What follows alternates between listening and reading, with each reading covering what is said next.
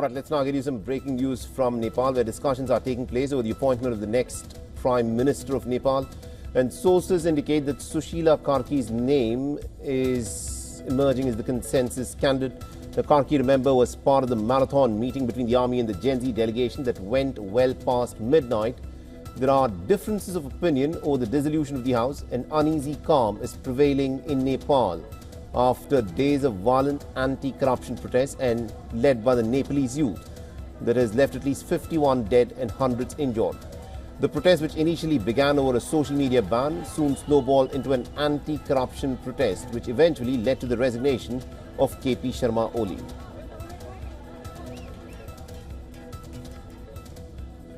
All right, and to give us more updates on this, we are joined by our correspondent Saloni Murarka, who is joining us from Kathmandu. Saloni, what is the consensus on the next possible caretaker Prime Minister? Well, I'm at this Sheetal Niwas, that is the President's office where the meeting is being held. The area is heavily guarded with the army deployed around the compound for the potential oath-taking ceremony that might take place later in the day. This is of the former Chief Justice, Sushila Karki.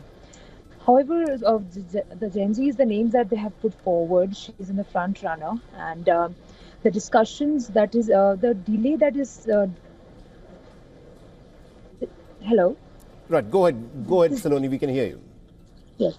This delay is taking, this delay is because of the discussion on the dissolution of the parliament.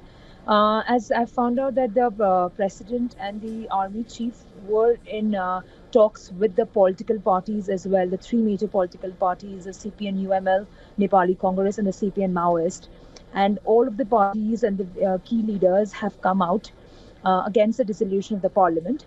And they have requested the army chief and also the Gen Zs to establish this interim government within the framework of constitution. Right.